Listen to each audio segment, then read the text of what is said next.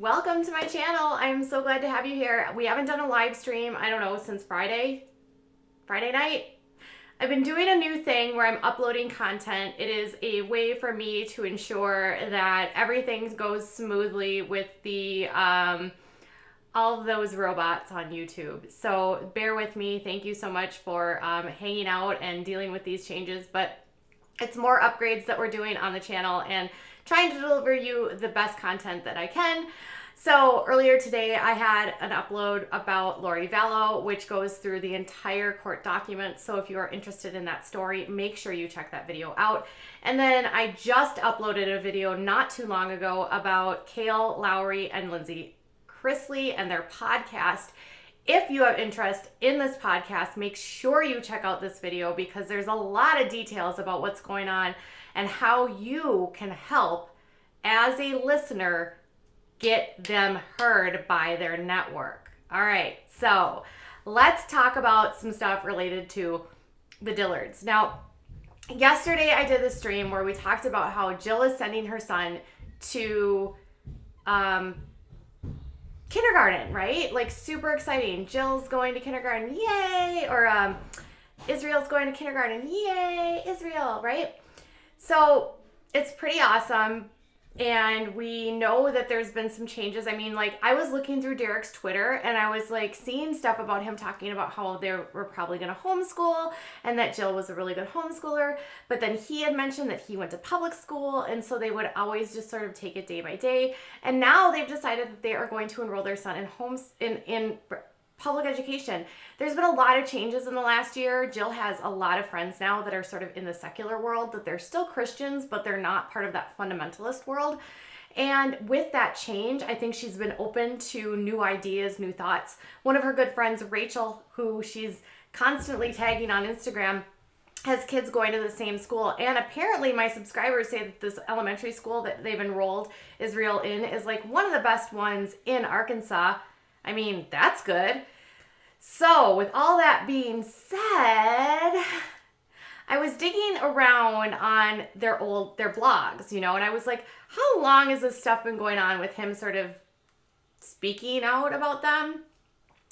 And I found a blog from 2019 in May that I actually was like, oh my gosh, I can't believe he said that. And I was flabbergasted, and I was amazed that this didn't get, I don't know if it got picked up or not. Sometimes their blog posts get widely read. They did this series where they talked about, being good, like husbands and wives, and that went crazy because of their advice. It was ridiculous. But I don't remember seeing this one at all. And I was like, wait a minute, this is crazy because I was still writing for Pathios at the time, so I would have been checking their blog because I was covering the Duggars when I was writing on Pathios, but then I was like, oh my gosh, I missed this one, and this is so unbelievable. It's called The Portrait of a Godly Mom, and it's all about Derick and his design of what he looked for in a wife, and you would be shocked. It has nothing to do with Michelle, and in fact, it's more about his mom and what a great role model she was.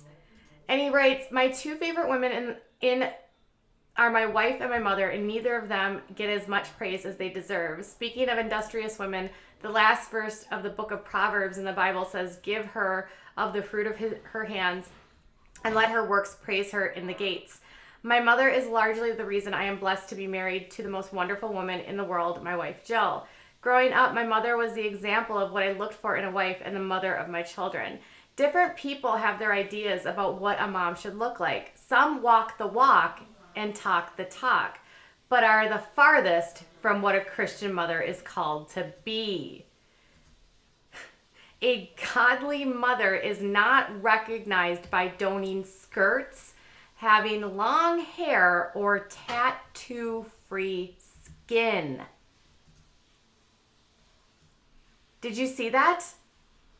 Wearing skirts, long hair, and having tattoo-free skin. That is directly a dig at Michelle. 100%.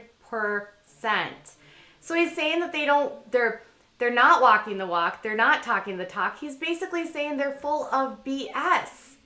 I don't know how I missed this.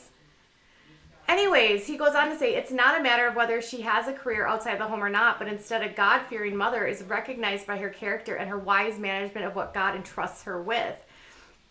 Some receive the praise of man, but many are the unsung heroes who quietly provide the backbone of our families and the fabric of society. My wife and mother are examples of these moms. And then he goes on to say, from as early as I can remember, my mom woke up long before the light of day to make sure we had clean clothes and full bellies before school. She loved and supported my dad, and as a young woman, when both her adopted parents had died, she wisely invested her time and money in graduate school. She often worked long hours, wisely putting her skills to work as she made a living, not just for her own household, but also to have something to give to others. Regardless of her long work week, she had supper on the table and helped with homework late into the night. Before I could drive, she would drive me into town before swim practice started at 6 a.m., and there is scarcely anyone as positive and optimistic in a room as my mom. Whoops. Why is this doing this? I think I might have left it downstairs. As my mom. Where is this? Despite the cancer that the doctors thought that was a death sentence, she remained joyful and trusted in God's sovereign will. These are all character attributes that I saw in Jill that attracted me to her, besides how gorgeous she is.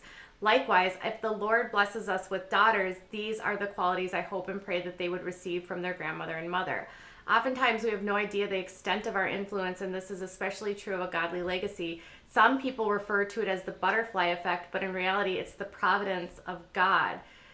But for the influence of my mom, I doubt I would have realized the value of Jill's godly character, which led me to marry her. My wife is the most amazing woman I have ever met, and she deserves praise for all she does as a wife and a mother, which I again think is probably a slight dig at her parents. Jill is one of the most gifted people I know, and she could literally do whatever she wants, but she chooses to undertake some of the most difficult jobs out there. I say some because there's really no single job title for what she does, which includes but isn't limited to being a domestic engineer, in-home care provider, multi-level educator, contemporaneous researcher in multiple fields, chef, consumer finance expert, clothing technician, leads those around her, but most of all, she's my best friend and lover. Knowing my wife, I recalled something I heard my mom say years ago, which holds a new meaning for me today.